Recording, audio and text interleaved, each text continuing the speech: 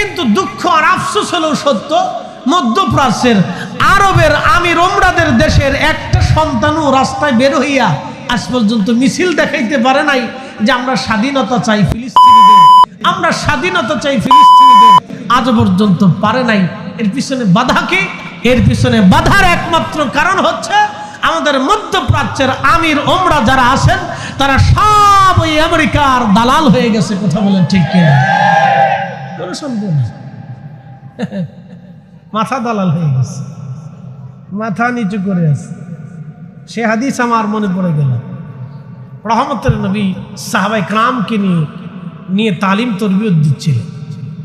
এমন সময় বললেন, সাহাবীরা রে, এমন একটা জমানা আসবে আমার উম্মতরা কাফেরদের সামনে মাথা নত করে থাকবে। সাহাবায়ে কেরাম বললেন, ইয়া রাসূলুল্লাহ, আপনার উম্মত কি সংখ্যায় কম হবে? নবীজি বললেন, না, তোমাদের থেকে বহু গুণে সংখ্যায় বেশি হবে। সাহাবায়ে কেরাম আশ্চর্য হয়ে বললেন, ইয়া রাসূলুল্লাহ, তাহলে তারা কেন মাথা নত করে থাকবে? প্রিয় নবী বললেন, তোমরা যেইভাবে মৃত্যুকে পছন্দ করো, দুনিয়াকে লাথি মারো, আর আমার ওই জমানার উম্মতরা মৃত্যুকে ভয় পাবে, দুনিয়াকে ভালোবাসবে, যার কারণে তারা কাফেরদের সামনে মাথা নত করে পড়ে থাকবে। আজকের তাম দুনিয়া হয়েছে তাই। পৃথিবীর 50টি মুসলিম দেশের 1 কোটি সেনা ফৌজ আছে, নিয়মিত 50 জন সেনা প্রধান আছে, বিমান বাহিনী আছে, নৌবাহিনী আছে, সেনা ডিভিশন আছে, আর্টিলারি আছে, কত ডিভিশন আছে। এটা থাকার পরেও আজ পর্যন্ত নির্মম ভাবে একটা জাতিকে 5,500 বছর ধরে ধরার এক আবাস একেবারে বিরান করে দেওয়া হয়েছে। আমরা একটা পাটকেলও মারতে পারি নাই। কথা বলেন ঠিক না? ভুল কোথায়? ভুল এক জায়গায়, আমাদের দোষ না, আমরা যাদেরকে আমির বানাইছি তাদের দোষ। ভুল আমাদের না, ভুল আলেমদের না, ভুল আরবীয় জনগণের না, যারা আরবদের আমির হয়ে বসে আছে তাদের। বুঝতে পারছেন? যারা আরবদের আমির হয়ে বসে আছে তাদের ভুল, আমাদের কোনো ভুল নেই। আমরা প্রতিনিয়ত চিল্লাইতেছি, প্রতিনিয়ত মানুষকে বুঝাইতেছি, ওয়াল আসরি ইন্নাল ইনসানা লাফি খুসরিন ইল্লাল্লাযীনা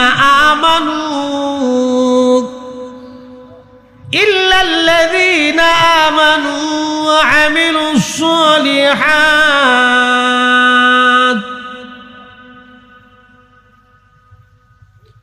রব্বুল আলামিন বললেন, সময়ের কসম করি মানুষগুলি মহা ভুলের মধ্যে আছে, ক্ষতির মধ্যে আছে। ইল্লাল্লাযীনা আমানু, যারা ঈমান আনছে তারা ব্যতীত। ইল্লাল্লাযীনা আমানু, যারা ঈমান এনেছে, এই ঈমানদার ব্যতীত সব মানুষ ভুলের মধ্যে আছে। এই ঈমানওয়ালা ব্যতীত সব মানুষ ভুলের মধ্যে আছে। বর্তমান পৃথিবীতে বহু ধর্মের মানুষ আছে। সনাতনী ধর্ম বলেন, মাজুসি ধর্ম বলেন, ইয়াহুদি ধর্ম বলেন, খ্রিস্টান ধর্ম বলেন, এরপরে আপনার কি বলে শিখ ধর্ম বলেন, বৌদ্ধ ধর্ম বলেন, এরকম শত শত ধর্ম পৃথিবীতে বর্তমানে পরিচালিত আছে। 800 কোটি মানুষ আছে, 200 কোটি মানুষ কালেমাওয়ালা, বাদ বাকি 600 কোটি মানুষ কালেমা সারা। 200 কোটি মানুষ কালেমাওয়ালা, বাদ বাকি 600 কোটি মানুষ কালেমা সারা। প্রিয় উপস্থিতি, ভালো করে শুনবেন, 600 কোটি মানুষের ভিতরে অনেক বড় বড় মেধাবী আছে, জ্ঞানী আছে, ডক্টর আছে, ডাক্তার আছে, ইঞ্জিনিয়ার আছে, প্রকৌশলী আছে, সমরবিদ আছে, রাজনীতিবিদ আছে, অর্থনীতিবিদ আছে। এরপরে আপনি যদি দেখেন বিরাট বড় বড় পদার্থবিদ, রসায়নবিদ, পারমাণবিক বিজ্ঞানী, মহাকাশ বিজ্ঞানী আছে, অনেক বড় বড় মেধাবী আছে। কিন্তু তাদের মেধা, তাদের জ্ঞান আল্লাহ চিনতে তাদেরকে সাহায্য করে নাই।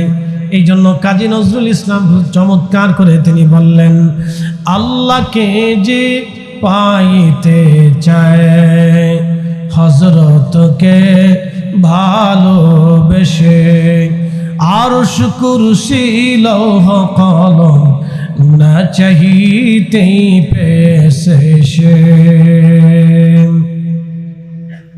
খুব মনোযোগ দেবেন। কালেমা পড়তে এত কোটি মানুষকে সাহায্য করে নাই তার মেধা, তার জ্ঞান, তার আকল। বলে কারণ কি, কি জন্য সাহায্য করে নাই? রব্বুল আলামিন আপনার মতো আমার মতো সাধারণ মানুষকে আমার আল্লাহ কালেমার দৌলত দিয়ে আমাদের জিন্দেগি আল্লাহ ধন্য বানাই দিলেন।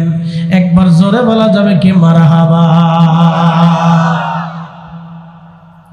যদি আমরা মুসলমান না হতাম, যদি আমরা সনাতনী হতাম, তাহলে অবশ্যই কিছুদিন পরে দুর্গা পূজা আসতেছে, ওই পূজা অর্চনার জন্য আমরা ব্যস্ত হয়ে যাইতাম। কথা ঠিক আছে না? পূজা অর্চনার জন্য ব্যস্ত হতাম। যদি আমরা বৌদ্ধ হতাম তাহলে বৌদ্ধ পূর্ণিমা আসার আগে আমরা বৌদ্ধ পূর্ণিমার উৎসব পালনের জন্য আমরা ব্যস্ত হতাম। যদি আমরা মুসলিম না হয়ে আমরা মাজুসি হতাম তাহলে আগুন সামনে নিয়ে আগুনের সামনে সেজদায় পড়ে আগুনকে খোদা বলে মেনে নিতাম। যদি আমরা শিখ ধর্মের হতাম, গুরু নানকের মূর্তি বানাইয়া তার কবরের সামনে, মূর্তির সামনে সেজদায় পড়ে মাথা নত করে তাকে খোদা বলে আমরা তার কাছে সবকিছু চাইতাম। যদি আমরা খ্রিস্টান হতাম তাহলে কুরুশ বানাইয়া তাদের বানানো ধর্মের উপরে ভিত্তি করে ঈসা রুহুল্লাহকে আল্লাহর ছেলে আর হযরত মারিয়ামকে আল্লাহর স্ত্রী বলে আমরা মেনে নিই। খোদার একত্ববাদ ব্যতীত বহু খোদায় আমরা বিশ্বাসী হয়ে যাইতাম, আমরা পথভ্রষ্ট হয়ে যেতাম। গেলে কি হতো? আমার রব তা বলে দিয়েছেন, ইন্নাল্লাযীনা কাফারু মিন আহলিল কিতাবি ওয়াল মুশরিকিনা ফি নারি জাহান্নাম খালিদিনা ফিহা। একবার জোরে বলা যাবে কি আল্লাহু আকবার? আমার রব বললেন, ইন্নাল্লাযীনা কাফারু, নিশ্চয় যারা অবিশ্বাসী, মিন আহলিল কিতাব, ইহুদি খ্রিস্টান, ওয়াল মুশরিকিন, যারা শিরিক করেছে, মুশরিকত্ব করেছে, পাথর দিয়ে মূর্তি বানাইয়া মূর্তির সামনে যারা সেজদায় পড়ে মূর্তিকে খোদা যারা মনে করেছে, আমার রব বলেছেন ফি নারি জাহান্নাম খালিদিনা ফিহা, চিরদিন চিরস্থায়ীভাবে তারা জাহান্নামে চলে যাবে, শাস্তির আবাসে তারা চলে যাবে, কোনোদিন তারা জাহান্নাম থেকে বের হতে পারবে না। চিরদিনের জন্য, স্থায়ীভাবে চিরদিনের জন্য তারা জাহান্নামে চলে যাবে, কোনোদিন আর কোনোদিন তারা জাহান্নাম থেকে বের হতে পারবে না। এরপরে আমার আল্লাহ বললেন, ইন্নাল্লাযীনা আমানু ওয়া আমিলুস সালিহাতি উলাইকা হুম খায়রুল বারিয়া, নিশ্চয়ই যারা আমলে যারা পাকা হয়ে যাবে, উলাইকা হুম খায়রুল বারিয়া, তামাম জগৎ সমূহের মধ্যে তারা শ্রেষ্ঠত্ব নিবে। জাযাউহুম ইনদা রাব্বিহিম জান্নাতু আদনিন তাজরি মিন তাহতিহাল আনহারু খালিদিনা ফিহা আবাদা। আমি রব্বুল আলামিন তাদের জন্য একটা জান্নাত বানাবো, ওই জান্নাতের নিচ দিয়ে নহর প্রবাহিত হবে। আমি জান্নাত বানিয়েছি, জান্নাতের নিচ দিয়ে নহর প্রবাহিত হয়েছে, মধুর নহর, দুধের নহর, পানির নহর আর শরবতের নহর।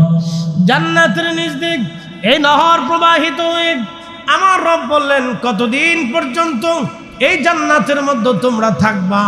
আমার আল্লাহ তা বলে দিলেন, খালিদিনা ফিহা আবাদা, চিরদিন চিরস্থায়ীভাবে এই জান্নাতের মধ্যে তারা থাকবে, কোনোদিন এই জান্নাত থেকে তারা বের হবে না, কোনোদিন এই জান্নাত থেকে তারা বের হবে না। এই জান্নাতের সুখ কোনোদিন শেষ হবে না, কখনোই শেষ হবে না। এই জান্নাতের সুখ, দুনিয়ার সুখ একসময় শেষ হয়ে যাবে, দুনিয়ার দুঃখ একসময় শেষ হয়ে যাবে। আমাদের পৃথিবীও একদিন শেষ হয়ে যাবে, কিন্তু জান্নাত কখনো শেষ হবে না, জান্নাত কখনো শেষ হবে না। একবার জোরে বলা যাবে কি সুবহানাল্লাহ।